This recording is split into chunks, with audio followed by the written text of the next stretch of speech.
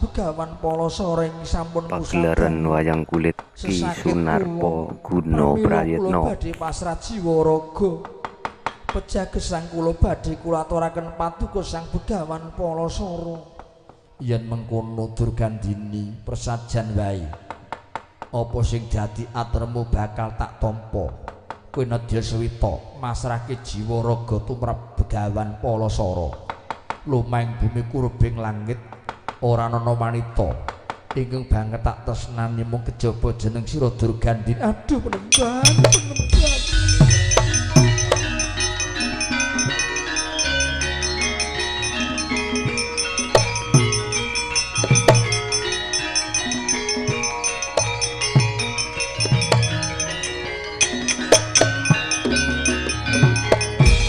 menawi kados ngaten kula nyuwun buktinipun.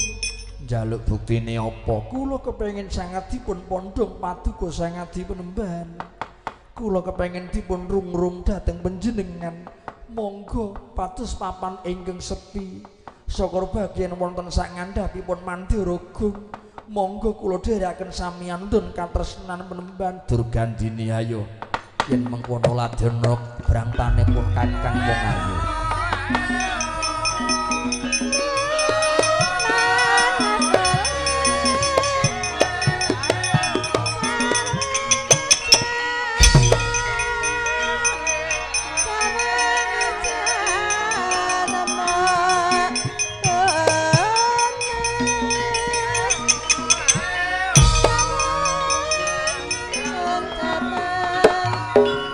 Kekalipun sami-sami tresnanipun Sang Begawan Palasara miwah Dewi Durgandini ya Dewi lara amis.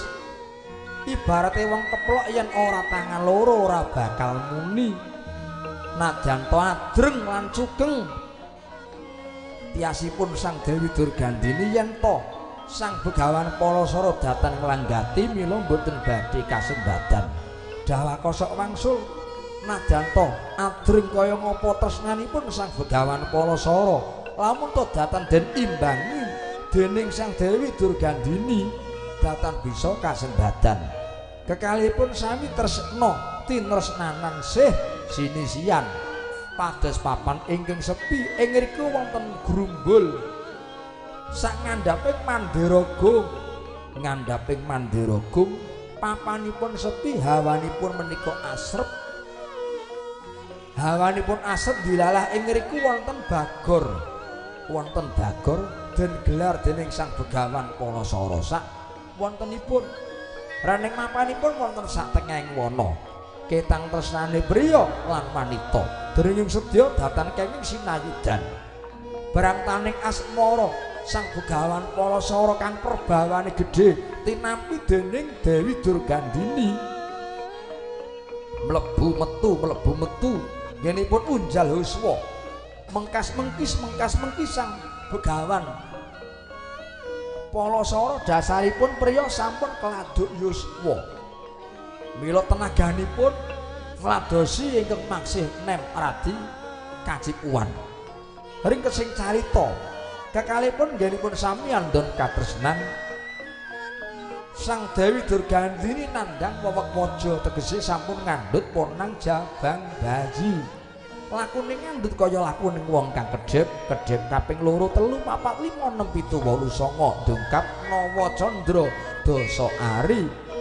Gyasini dikara awit matur yen to padhalanipun Sang Dewi Durgandini radi munjuk lan karaos kroncalan dupi kasih dikara kanthi sarana godhong suruh ingkang temu rose pinadal padha sakala kinarya syarat sarana cengering wonang jabang bayi ing ngriku glewo-glewo mijil ponang jabang bayi mijil jalu pegik warnanipun kaget kang sami tumingal.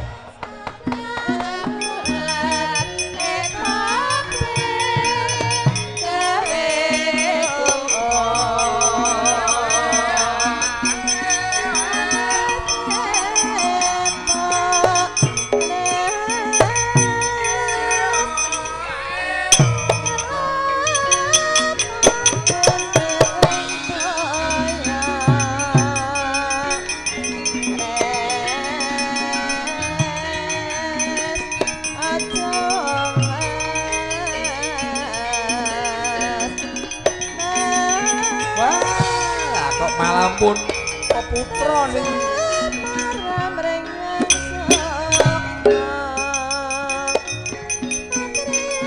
waduh momong putu calone tro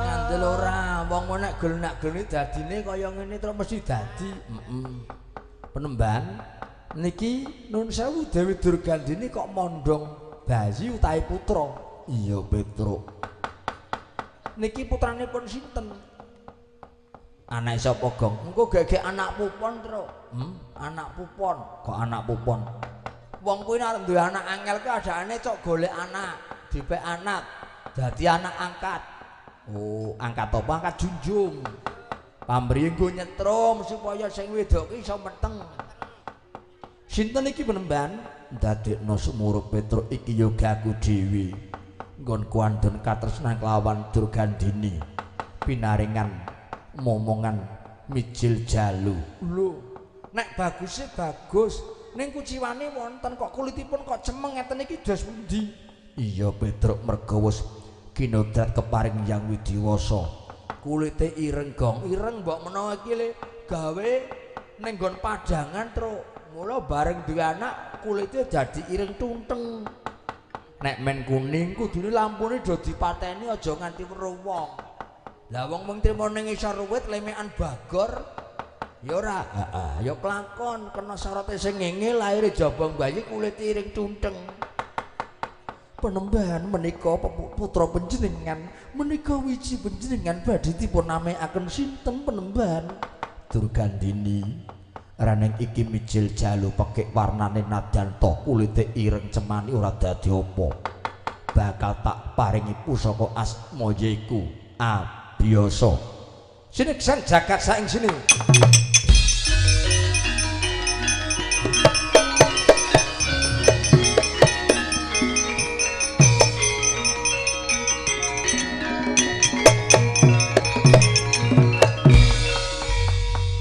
ngaturaken gunging panuwun ingkang putra sampun dipun paringi pusaka asma Raden Abiyasa iya Durgandini nanging kula gadhahi panyuwunan penemban kowe arep darbi penjaluk apa watone lumrah raning kula menika sampun winengku dening panjenengan iya wonten ing papan mriki kula nyuwun supados dipun amontenaken setunggaling papan ingkang agung papan ingkang endah etilan peni sakra bage wujudipun kedaton penemban iya merga iku lumrah bakal tak sembadani rewang prihatin nyuwun marang panguwasaning Hyang Widiwasa oh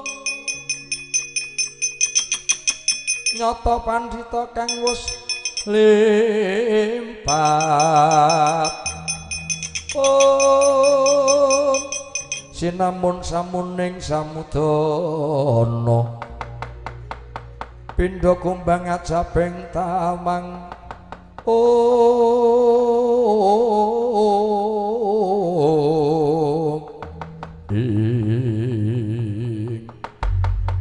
Begawan Palasara sedhakep astanipun minangkani pamothaipun ingkang garwa Dewi Durgandini nyuwun dipun yasaken kedaton ingkang agung nyipta rerenggan pepetan ingkang endah edilan peni wujudipun kaya dene reca gajah wujudipun kaya dene reca gajah katarima kang dadi pamothahe Sang Begawan Palasara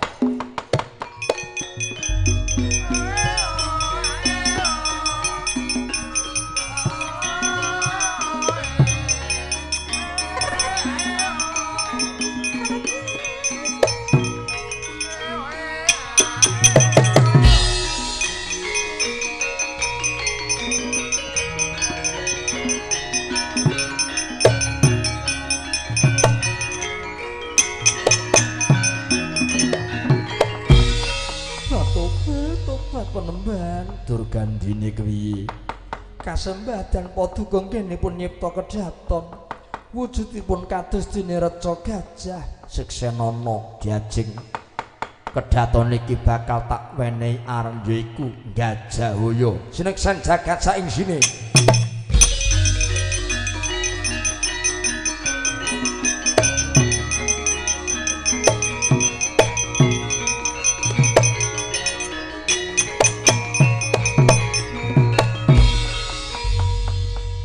Dereng lega raos sing manah kula Penemban. Isih kurang kepiye diajeng. Kamune ngono nggih Penemban bilih yektosipun kula menika yoganipun Kanjeng Rama Basukesti Nalendra ing negari Wirata. Menawi kedhaton namung semanten wujudipun pangaras kula dereng saged nyameni agengipun negari Wirata. Mila kula nyuwun sanget dipun cipta negari ingkang agengipun sami kaliyan negari Wirata Penemban.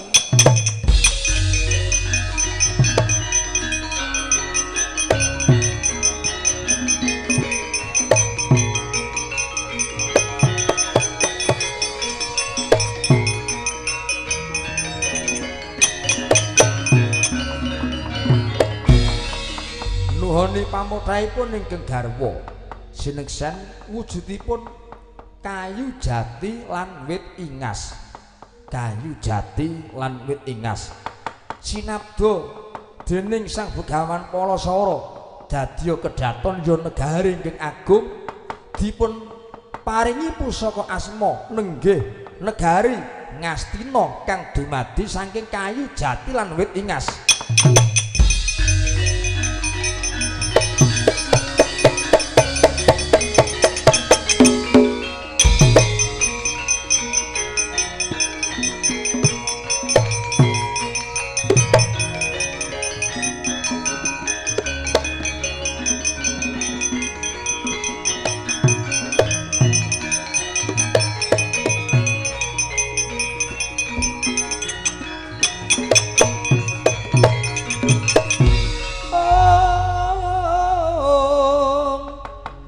Tayo nyambar arum ring kusuma cipu aku njaluk mimik cipu gondangku ngorong aku njaluk mimik ya tak sesepi nggih ra biasa meneng wae aja nangis Durgandini kula wonten dawuh Penemban kanggo nekseni rening papan kene alas gung limang liwung kang dumati saka wit jati apa dene kayu ingas. Tak sabda negara sing gedhe negara sing agung iki dadi negara Ngastina. Kinarya papan dunungipun kakang lan jeneng sira Yai Durgandini. Tobat menawi ngaten kula sampun trimah.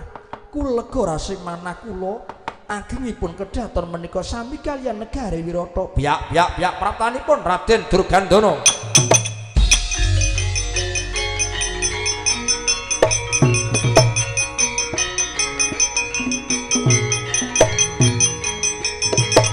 Lho, Kakang Mbok.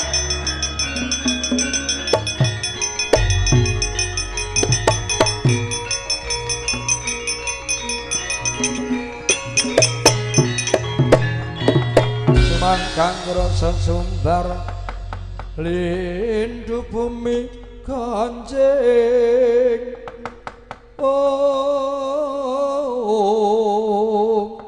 gumaludu guntur gatuk. Kakang Mbok Durgandini mboten nginten babar pisan paduka dipun dhawuhi dening Kanjeng Rama supados nggenturaken teteki kanthi cara dados tukang santang nyabrangaken tiang-tiang itu badhe nyabrang Bengawan Suwilu Gangga. Nanging nyatanipun kelenggan menika lah kok malah Kakang Mbok menika sampun gandeng kunca kalian priya. Dasare priya wis jempong pera jambul uwanen. Priya menika sampun keladuk yuswa. Kakang Mbok kok nggendong putra menika atmajanipun sinten Kakang Mbok?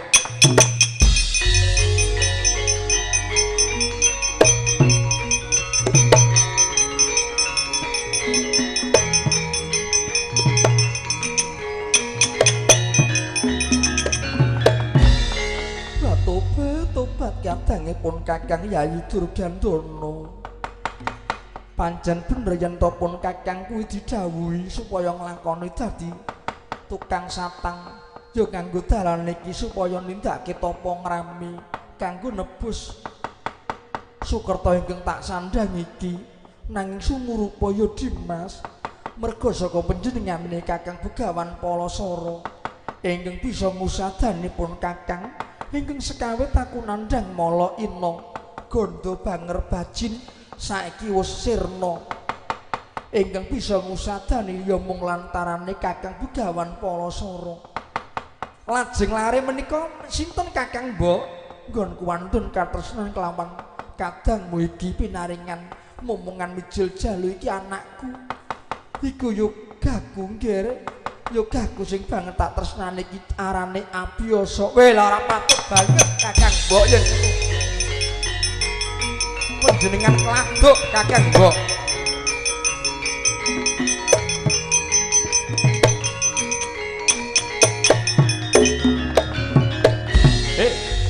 Begawan Palasara. Kadangku Yai Durgandana.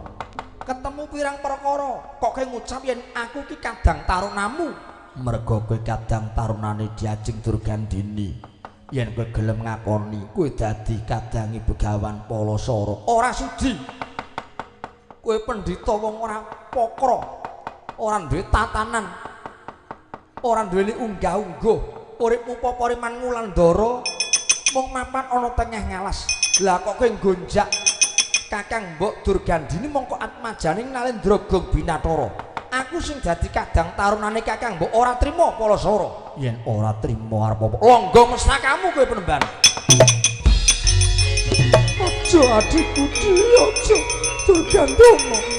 Bos. Ibu biyen ibu menawa raja nangis.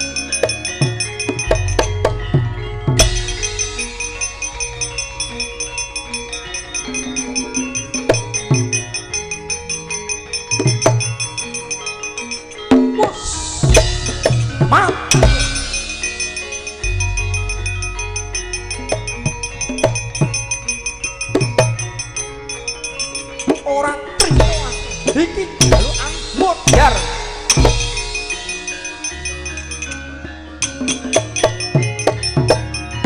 Ora patut banget. Kowe iki dadi brahmana, kowe dadi pendhita. Kudune sing diulangke ngelmu sing utama. Piwulang suci lah kok jebul piwulang maksiat. Laire kowe dadi pendhita jebul kowe mung arep ndemeni karo Kakang Mbok Durgandini. Aku ora trima. Yen ora trima aku patenana suduk wangingan brodol wadukmu.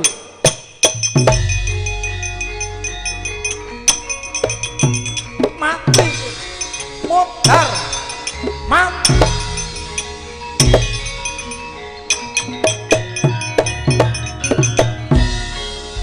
Gojopat sang tulak sari. Ayo Begawan Palasara imbang ana kasektene Durgandana. Aku ora bakal males. Aku ora bakal ngimbangi kamurkanmu. Sebabe kowe jeringgete wedi mati. Ora watake Begawan Palasara jeringgete wedi mati.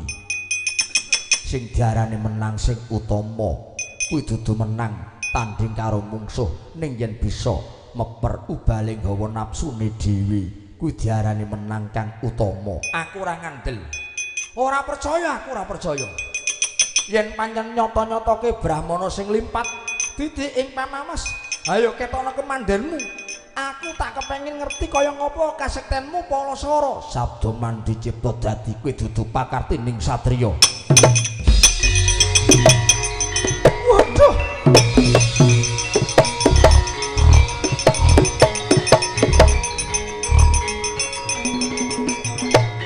Aduh. Kang Penemban, Kang Penemban. Aduh adikku Yai Durgandana.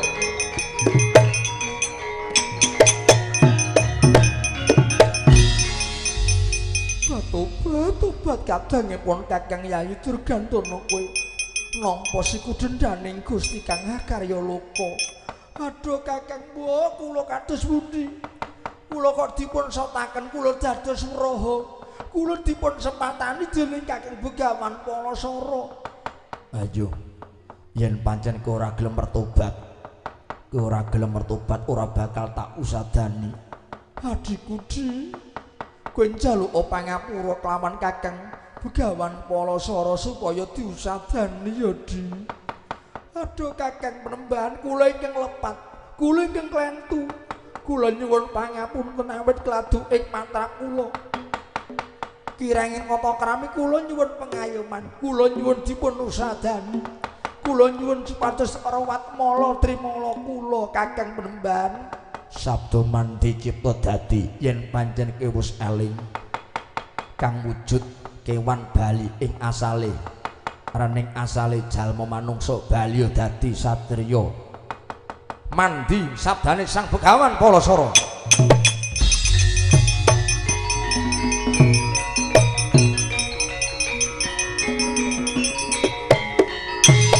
Aduh, Kakang Penembahan, Kakang Penembahan.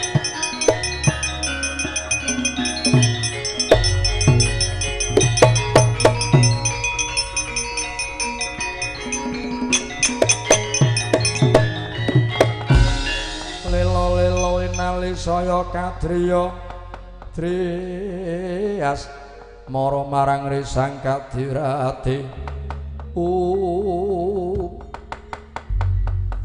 Kula lepat Kakang Penembahan, kula ngangkeni bilih paduka menika garwanipun Kakang Mbok Durgandini. Kurila lahir batin yen Mbak Yumu wis pinengku dening Begawan Palasara. Kula trimah, malah kula ngaturaken bunging panuwun tanpa pamit. Paduka sampun kepareng mengkoni Kakang Mbok kinarya pengayuman dhateng sedaya para kawula ing negari Wirata.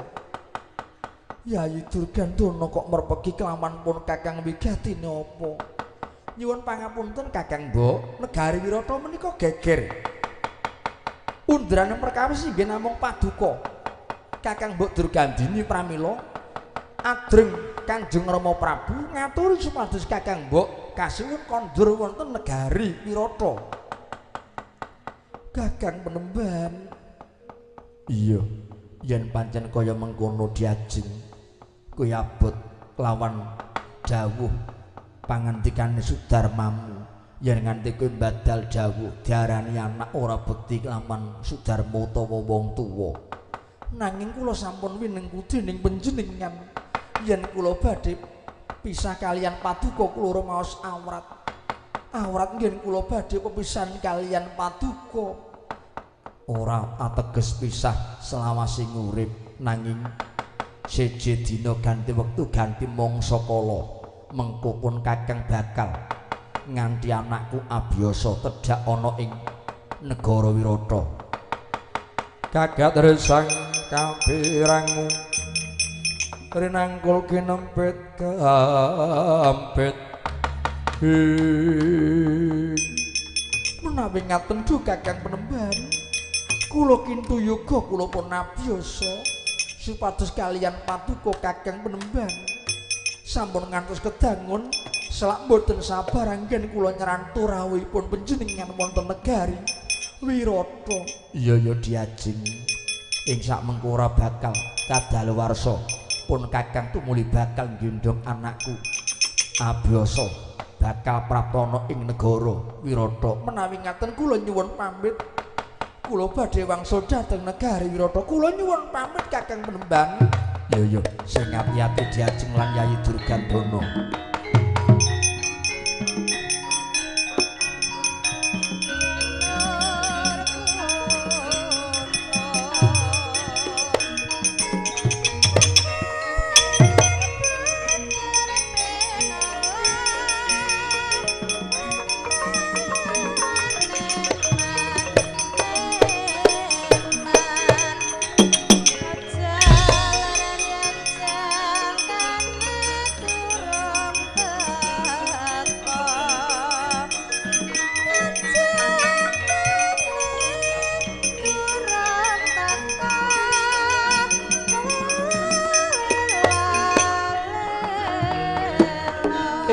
Donganing carita Dewi Durgandini kadherekaken ingkang rayi Raden Durgandana wangsul wonten negari Wirata kathahing para penglamar ing sami ngayonaken dhateng Sang Dewi Durgandini mila maos judheg jroning galih Sang Prabu Basukesti. Sanalika Gya paring dawuh dhateng para abdi lan nayaka kinen damel sayembara pilih. Kinen damel sayembara pilih. Kathahipun para penglamar ingkang den kalungi wujud sangsangan kembang mlathi rinunje menika ingkang dipun suwitani dening Dewi Durgandini. Mangkono waneh-waneh patrape lan pacake ratu